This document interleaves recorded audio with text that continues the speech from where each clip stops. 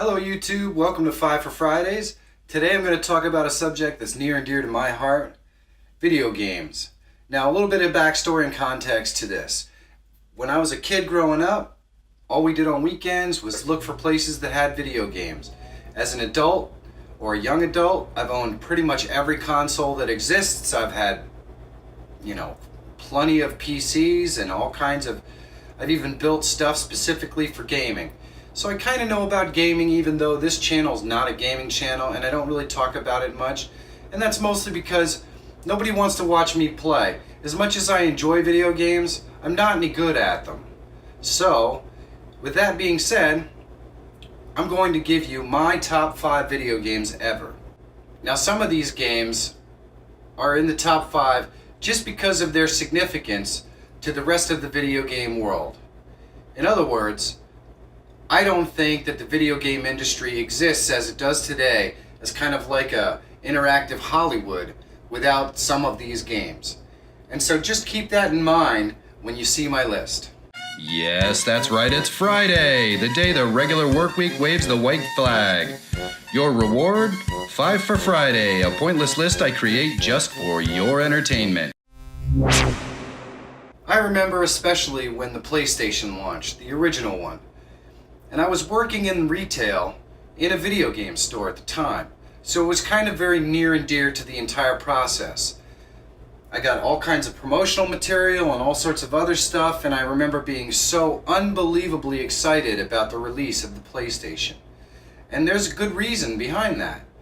So many of the things that we enjoy today in video gaming were born from the PlayStation. Now you can't really discount what Nintendo and Sega had done before the PlayStation, but the PlayStation took it to a new level. The PlayStation had a bunch of launch titles that were completely unique from anything that we had ever really seen before, from Destruction Derby to Twisted Metal, but my personal favorite, and the one that really showed what the system could do, was Wipeout. Wipeout was just unbelievable. We hadn't seen anything like this before. If you've never played it, basically you fly around in a little hovercraft, and the controls are very challenging. If you pull off a perfect run in Wipeout, you feel like a hero. It's so much fun to play, but not only that, it was absolutely stunning and gorgeous for its day. Now granted, almost everyone was playing on little 24-inch TVs. That was about the standard, and they were all square. So within that context, you can understand why it wasn't quite so important to have the real clear graphics and all the sorts of things that we have today.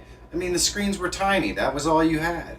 Wipeout really took video gaming to the next level from a graphical perspective as to what you could do. It was just amazing. When Resident Evil was launched, it was like nothing you had ever really seen on the market before. I mean, it brought a whole new level of storytelling and interaction in the story. Not only that, but there were parts of it that scared the crap out of you. And that had never really been able to be done in a video game.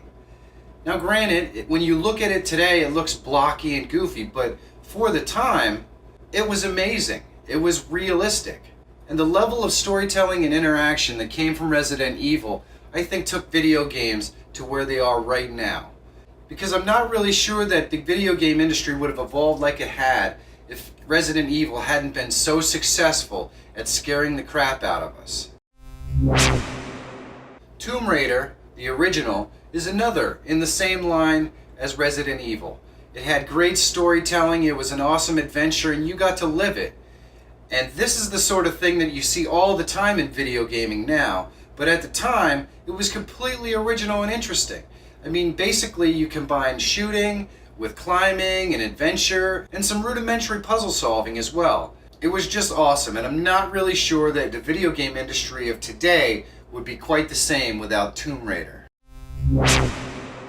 Now, I've always been a huge fan of RPGs, and probably my favorite ever would be Final Fantasy VII. It had absolutely amazing graphics for its time, and it did all kinds of interesting things where it brought characters from the foreground to the background and different levels. It was almost like a side-scroller, but not really.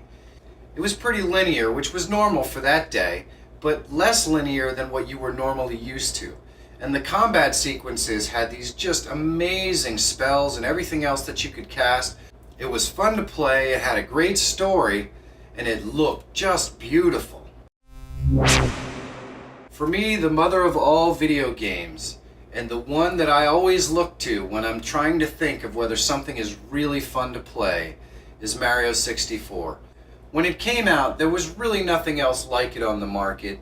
It seemed like a natural progression to the side-scrolling platformers that we'd been given for years.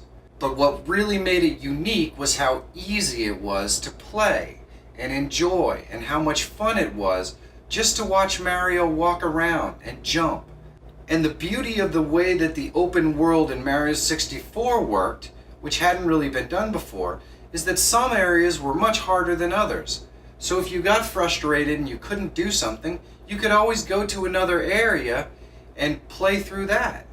And this made it extremely fun and enjoyable to just explore and play. And I probably would have to say that I've never had better gameplay in a video game. It's the top of the top.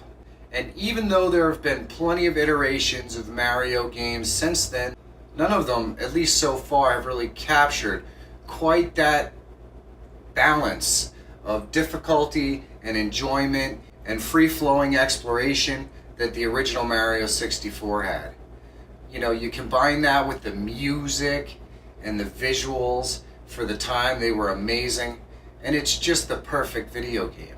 Well, that's it for today's 5 for Friday. I bet you have a different opinion than I do, and I'd love to see it in the comments, so let me know. If you liked this video, smash that like button, and also follow me on Instagram and Twitter. And subscribe to my channel if you have a moment. It'll help you find me again later. That's it for today. I'll see you tomorrow. Hello, fellow YouTubers. If you like what you've seen on my channel, please subscribe here. It goes a long way towards helping new viewers find my channel. Also, if you want to watch the last video I created, you can get that right here. And please leave me a comment. I love to interact with my viewers. Let me know how I'm doing.